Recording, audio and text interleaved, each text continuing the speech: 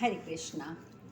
वैशंपायन जी कहते हैं जन्मेजय, इस प्रकार वह तुमुल युद्ध हुआ जिसके विषय में अत्यंत दुखी हुए राजा धृतराष्ट्र ने इस प्रकार प्रश्न किया। महाराज धृतराष्ट्र ने पूछा, संजय, गदा युद्ध उपस्थित होने पर बलराम जी को निकट आया देख मेरे पुत्र ने भीमसेन के साथ किस प्रकार युद्ध किया। संजय ने कहा, राजन, बलराम जी को निकट पाकर युद्ध की इच्छा रखने वाले आपका शक्तिशाली पुत्र दुर्योधन बड़ा प्रसन्न हुआ। हलधर को देखते ही महाराज युधिष्ठिर उठकर खड़े हो गए और बड़े प्रेम से विधिपूर्वक उनकी पूजा करके उन्हें बैठने के लिए आसन दिया और उनके स्वास्थ्य का समाचार पूछा। तब बलराम जी ने युधिष्ठिर से मधुर वाणी में शूरवीरों के लिए हितकर धर्मयुक्त वचन कहा। वे बोले, नृपश्रेष्ठ, मैंने महात्म्य कथा कहने वाले ऋषियों के मुख से ये सुना है कि कुरुक्षेत्र परम पावन पुण्यमय तीर्थ है। वह स्वर्ग प्रदान करने वाला है। देवता, ऋषि तथा महात्मा ब्राह्मण सदा उसका सेवन करते हैं। मान्य नरेश, जो मानव यहाँ युद्ध करते हुए अपने शरीर का त्याग करेंगे, उनका निश्चय ही स्वर्गलोक में इंद्र के साथ निवास होगा। अतः नरेश्वर, हम सब लोग यहाँ से शीघ्र ही सम्मंत पंचक तीर्थ में चलें। वह भूमि देवलोक में प्रजापति की उत्तर वेदी के नाम से प्रसिद्ध है। त्रिलोकी के उस परम पावन पुण्यतम सनातन तीर्थ में युद्ध करके मृत्यु को प्राप्त हुआ मनुष्य निश्चय ही स्वर्गलोक में जाएगा। महाराज, तब बहुत अच्छा कहकर वीर राजा कुंती पुत्र युधिष्ठिर समंत पंचक तीर्थ की ओर चल दिए। उस समय अमर्ष में भरा हुआ तेजस्वी दुर्योधन हाथ में विशाल गदा लेकर पांडवों के साथ पैदल ही चला। गदा हाथ में लिए कवच धारण किए दुर्योधन को इस प्रकार आते देख आकाश में विचरने वाले देवता साधु साधु कहकर उसकी प्रशंसा करने लगे। वातिक और चारण भी उसे देखकर हर्ष से खिल उठे। उस समय शंखों की ध्वनि चारों दिशाओं में गूंज उठी। तदंतर वे सभी श्रेष्ठ नरवीर आपके पुत्र के साथ पश्चिमाभिमुख होकर पूर्वोक्त कुरुक्षेत्र में जा पहुँचे। वह उत्तम तीर्थ सरस्वती के तट पर स्थित एवं सद्गति की प्राप्ति कराने वाला था। वहाँ कहीं ऊसर भूमि नहीं थी। उसी स्थान में आकर सबने युद्ध करना पसंद किया। फिर तो भीमसेन कवच पहनकर बहुत बड़ी नोक वाली गदा हाथ में लेकर गरुड़ सा रूप धारण करके युद्ध के लिए तैयार हो गए। तत्पश्चात दुर्योधन भी सिर पर टोप लगाए सोने का कवच बांधे भीम के साथ युद्ध करने के लिए डट गया। राजन, उस समय आपका पुत्र स्वर्णमय गिरिराज मेरु के समान शोभा पा रहा था। कवच बांधे हुए दोनों वीर भीमसेन और दुर्योधन युद्ध भूमि में कुपित हुए दो मतवाले हाथियों के समान प्रकाशित हो रहे थे। महाराज, रणमंडल के बीच में खड़े हुए दोनों नरश्रेष्ठ भ्राता उदित हुए चंद्रमा और सूर्य की शोभ के समान शोभा पा रहे थे। राजन, क्रोध में भरे हुए दो गजराजों के समान एक दूसरे के वध की इच्छा रखने वाले वे दोनों वीर परस्पर इस प्रकार देखने लगे मानो नेत्रों द्वारा एक दूसरे को भस्म कर डालेंगे। नरेश्वर, तदंतर शक्तिशाली कुरुवंशी राजा दुर्योधन प्रसन्नचित्त हो गदा क्रोध हाथ में लेकर क्रोध से लाल आंखें करके गलफरों को चाटता और लंबी लंबी सांसें खींचता हुआ भीमसेन की ओर देखकर उसी प्रकार ललकारने लगा जैसे एक हाथी दूसरे हाथी को पुकार रहा हो। उसी समय पराक्रमी भीमसेन ने लोहे की गदा लेकर राजा दुर्योधन को ललकारा मानो वन में एक सिंह दूसरे सिंह को पुकार रहा हो। दुर्योधन और भीमसेन दोनों की गदाएं ऊपर को उठ रही थी। शत्रुओं को संताप देने वाले वे दोनों महाबली वीर यमराज इंद्र, वरुण, श्री कृष्ण, बलराम, कुबेर, मधु, कैडव, सुंद, उपसंद, राम, रावण और बलि और सुग्रीव के समान पराक्रम दिखाने वाले थे तथा काल एवं मृत्यु के समान जान पड़ते थे। जैसे शरद ऋतु में मैथुन की इच्छा रखने वाली हथनी के से समागम करने के लिए दो मतवाले हाथी मदोन्मत्त होकर एक दूसरे पर धावा करते हैं, उसी प्रकार वे एक दूसरे को रोषपूर्वक देख रहे थे। पंजों और दाढ़ों से प्रहार करने वाले दो व्याघ्रों के समान उन दोनों वीरों का वेग शत्रुओं के लिए दुस्सह था। जैसे वर्षा ऋतु में पूर्व और पश्चिम दिशाओं में स्थित दो वृष्टिकारक मेघ भयंकर गर्जना कर रहे हों, उसी प्रकार शत्रुओं का दमन करने वाले वे दोनों वीर एक दूसरे को देखते हुए भयानक सिंहनाद कर रहे थे। वे दोनों महामनस्वी योद्धा परस्पर कुपित हुए हाथियों और प्रज्वलित हुई अग्नियों और शिखर युक्त पर्वतों के समान दिखाई देते थे। दोनों अत्यंत हर्ष और उत्साह में भी भरे थे। राजन, तदंतर दुर्योधन ने अति पराक्रमी बलराम, महात्मा श्री कृष्ण, महामनस्वी पांचाल, संजय के कई गण तथा अपने भाइयों के साथ खड़े हुए अभिमानी युधिष्ठिर से इस प्रकार गर्वयुक्त वचन कहा। वीरों, मेरा और भीमसेन का जो ये युद्ध निश्चित हुआ है, इसे आप लोग सभी नरेशों के साथ बैठ कर देखें। दुर्योधन की ये बात सुनकर उन सब लोगों ने उसे स्वीकार किया। उन सब के बीच में भगवान श्री कृष्ण के बड़े भ्राता तेजस्वी बलराम जी बीचों बीच विराजमान हुए। महाराज, सब ओर से सम्मानित होते हुए नीलांबरधारी और गौरकांति बलभद्र जी राजाओं के बीच में वैसे ही शोभा पा रहे थे जैसे रात्रि में नक्षत्र में घिरे हुए चंद्रपूर्ण चंद्रमा सुशोभित होते हैं। महाराज, हाथ में गदा लिए वे दोनों दुस्सह वीर एक दूसरे को अपने कठोर वचनों द्वारा पीड़ा देते हुए खड़े थे। परस्पर कटु वचनों का प्रयोग करके वे दोनों कुरुकुल के श्रेष्ठम वीर योद्धा वहां युद्ध स्थल में वृदासुर और इंद्र के समान एक दूसरे को देखते हुए डट कर खड़े हो गए। इस प्रकार शल्य पर्व के अंतर्गत गदा पर्व में आरंभ का विषयक 55वां अध्याय पूर्ण हुआ। वैशंपायन जी आगे कहते हैं, जन्मेजय, तदंतर भीमसेन और दुर्योधन में भयंकर वाग युद्ध होने लगा। इस प्रसंग को सुनकर राजा धृतराष्ट्र बहुत दुखी हुए और संजय से पुनः बोले, हे निष्पाप संजय, जिसका परिणाम ऐसा दुखद होता है उस मानव जन्म को धिक्कार है। मेरा पुत्र एक दिन 11 अक्षौणी सेनाओं का स्वामी था। उसने सब राजाओं पर हुक्म चलाया और सारी पृथ्वी को अकेले उपभोग किया, किंतु अंत में उसकी ये दशा हुई कि गदा हाथ में लेकर उसे वेगपूर्वक पैदल ही युद्ध के लिए जाना पड़ा।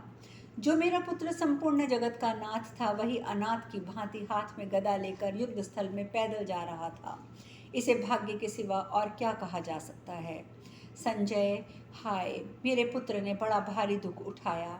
ऐसा कहकर राजा धृतराष्ट्र दुख से पीड़ित होकर चुप हो गए।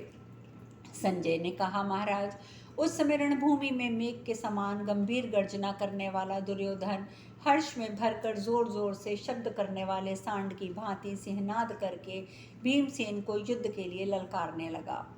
महामनस्वी गुरुराज दुर्योधन जब भीमसेन का आवाहन करने लगा, उस समय नाना प्रकार के भयंकर अपशगुन प्रकट हो गए। बिजली की गड़गड़ाहट के साथ प्रचंड वायु चलने लगी, सब और धूलि की वर्षा होने लगी, संपूर्ण दिशाएं अंधकार से आच्छन्न हो गईं। आकाश से महान शब्द और वज्र की सी घड़गड़ाहट के साथ रोंगटे खड़े कर देने वाली सैकड़ों भयंकर उल्काएं भूतल को विदीर्ण करती हुई गिरने लगीं। प्रजानाथ, अमावस्या के बिना ही राहु ने सूर्य को ग्रस लिया और वन और वृक्षों सहित सारी पृथ्वी जोर जोर से कांपने लगी।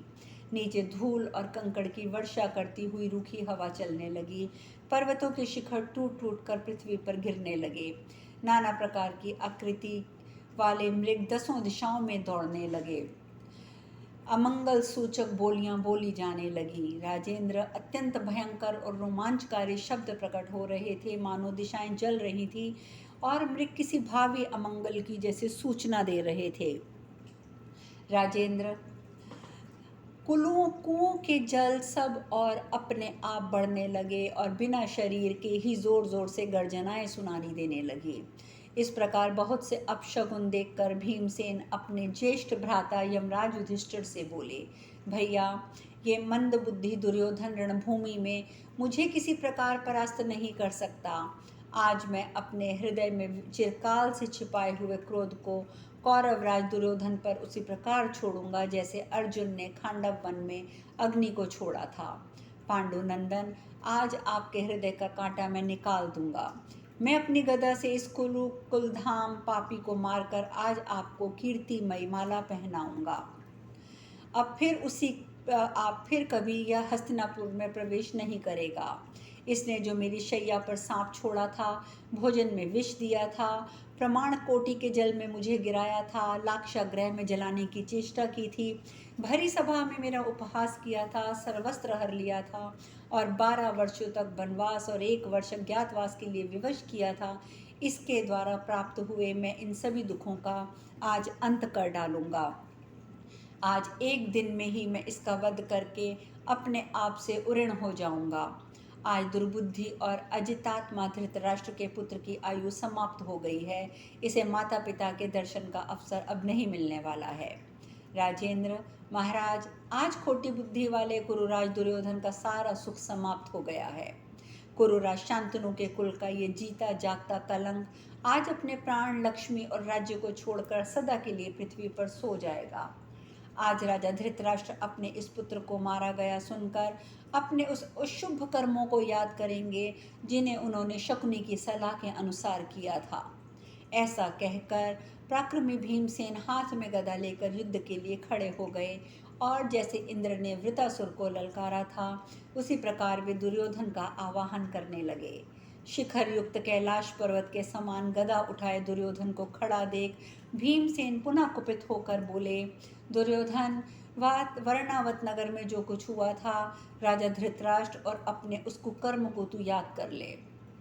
तूने भरी सभा में जो द्रौपदी को अपमानित करके उसे क्लेश पहुंचाया था, सुबल पुत्र शकुनी के द्वारा जुए में जो राजा युधिष्ठिर को ठगा था, तुम्हारे कारण हम लोगों ने जो वन में महान दुख उठाया था, विराट नगर में जो हमें दूसरी योनि में गए हुए प्राणियों के समान रहना पड़ा था, इन सब कष्टों के कारण मेरे मन में जो क्रोध संचित है वह सब का सब आज तुझ पर डाल दूंगा।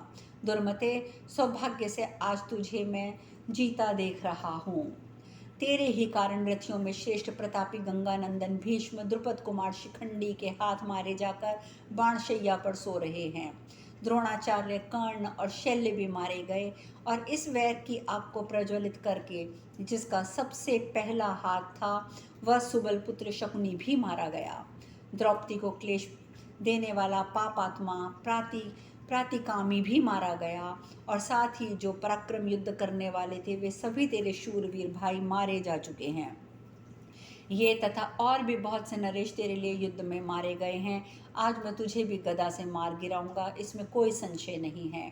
राजेंद्र, इस प्रकार उच्च स्वर में बोलने वाले भीमसेन से आपके सत्य पराक्रमी पुत्र ने निर्भय होकर कहा, वृकोदर, बहुत बढ़ चढ़कर बातें बनाने से क्या लाभ, मेरे साथ संग्राम कर। तेरे जैसा कोई मनुष्य अन्य प्राकृत पुरुष के समान दुर्योधन को वाणी द्वारा युद्ध से डरा नहीं सकता। सौभाग्य की बात है कि मेरे हृदय में दीर्घ काल से जो तेरे साथ गदा युद्ध करने की अभिलाषा थी उसे देवताओं ने पूर्ण कर दिया। दुर्योधन की बात सुनकर वहां आए हुए समस्त राजाओं और सौमकों ने भी सराहना की। तदंतर सबसे सम्मानित हुए दुर्योधन ने युद्ध के लिए धीर बुद्धि का आश्रय लिया और उसके शरीर में रोमांच हो आया। इसके बाद जो लोग ताली बजाकर मतवाले हाथी को कुपित कर देते हैं, उसी प्रकार राजाओं ने ताली पीटकर दुर्योधन को हर्ष और उत्साह से भर दिया। महामनस्वी पांडुपुत्र भीमसेन ने गदा उठाकर आपके महामना पुत्र दुर्योधन पर बड़े वेग से आक्रमण कर दिया। उस समय हाथी बारंबार चिंघाड़ने लगे थे। इस प्रकार श्री महाभारत शल्य पर्व में के अंतर्गत गदा युद्ध का आरंभिक 56वां अध्याय पूर्ण हुआ। संजय कहते हैं, राजन, तदंतर उदार हृदय दुर्योधन ने भीमसेन के इस प्रहार को आक्रमण करते देखकर स्वयं भी गर्जना करते हुए आगे बढ़कर उसका सामना किया। दोनों ने बड़े वेग से एक दूसरे के साथ भिड़ना ही उचित समझा। एक दूसरे को जीतने की इच्छा रखने वाले इन दोनों में इंद्र और प्रहलाद के समान भयंकर और रोमांचकारी युद्ध होने लगा। उनके सारे अंग खून से लथपथ हो चुके थे। इस प्रकार चलते हुए अत्यंत घमासान युद्ध के लड़ते लड़ते दोनों शत्रु दमनवीर अभी से ही थकने लगे थे। फिर दोनों ने अंततः 2 घड़ी विश्राम किया। इसके बाद शत्रुओं को संताप देने वाले वे दोनों योद्धा फिर विचित्र और सुंदर गदाएं लेकर एक दूसरे पर प्रहार करने लगे। दुर्योधन और भीमसेन को पुनः गदा उठाई देख उनमें से किसी एक की विजय के संबंध में प्राणियों के हृदय में संशय उत्पन्न हो रहा था। बलवानों में श्रेष्ठ उन दोनों भाइयों ने जब पुनः भिड़ंत हुई तो दोनों ही चूकने का अवसर देते हुए पैंतरे बदलने लगे। राजन, उस समय युद्ध में जब भीमसेन ने अपनी गदा घुमाई और तब दर्शकों ने देखा कि उसकी भारी गदा यंद डंद के समान भयंकर थी। आपका पुत्र दुर्योधन अपने शत्रु पांडु कुमार भीमसेन को वह अनुपम वेगशालिनी गदा घुमाते देखकर आश्चर्य में पड़ चुका था, इसीलिए उसने भी गदा घुमानी आरंभ की थी। भरत नंदन वीर भीमसेन भांति भांति के मार्गों और मंडलों के द्वारा प्रदर्शन करते हुए बड़ी शोभा पा रहे थे। वे दोनों परस्पर भिड़कर एक दूसरे से अपनी रक्षा के लिए प्रयत्नशील हो रोटी के टुकड़ों के लिए लड़ने वाले दो बिलावों के समान बारंबार आघात प्रतिघात कर रहे थे। कभी वेग से एक दूसरे के सामने जाते तो कभी विरोधी को गिराने की कोशिश करते। दोनों ही गदा युद्ध के विशेषज्ञ थे और पैतरे बदल बदल कर एक दूसरे पर चोट कर रहे थे। शत्रुओं को संताप देने वाले नरेश, इस प्रकार दिन की समाप्ति के समय उन दोनों वीरों ने वृतासुर और इंद्र के समान क्रूरतापूर्वक और भयंकर युद्ध आरंभ कर दिया। राजन, दोनों ही हाथ में गदा लेकर मंडलाकार युद्ध स्थल में जैसे खड़े थे। उनमें बलवान दुर्योधन दक्षिण मंडल में खड़ा था और भीमसेन बाएं मंडल में थे। महाराज, युद्ध के महाने पर वाम मंडल में विचरते हुए भीमसेन की पसली में दुर्योधन ने गदा दे मारी। आपके पुत्र द्वारा आहत किए गए भीमसेन कुछ उस प्रहार को कुछ भी न गिनते हुए अपनी भारी गदा को घुमाने लगे। दर्शकों ने भीमसेन की उस भयंकर गदा को इंद्र के वज्र के समान और यमराज के दंड के समान उठा हुआ देखा। आपके पुत्र की वायुतुल्य गदा भी वेग से उस गदा से टकराते हुए शब्द करने लगी। नाना प्रकार और मार्गों और भिन्न भिन्न मंडलों में विचरते हुए दुर्योधन और भीमसेन दोनों ही शोभा पा रहे थे। महाराज, पहले जैसे दो हाथी अपने दांतों से परस्पर प्रहार करके लहूलुहान हो जाते हैं, उसी प्रकार वे दोनों एक दूसरे को चोट करके खून से लथपथ होकर अद्भुत शोभा पा रहे थे। इस प्रकार दिन की समाप्ति के समय उन दोनों वीरों ने प्रकट रूप से वृतासुर और इंद्र के समान क्रूरतापूर्वक युद्ध किया। तदंतर विचित्र मार्गों से विचरते हुए आपके पुत्र ने कुंती कुमार भीमसेन को खड़ा देखकर उस पर सहसा आक्रमण कर दिया। अब शेष कथा कल। हरे कृष्णा।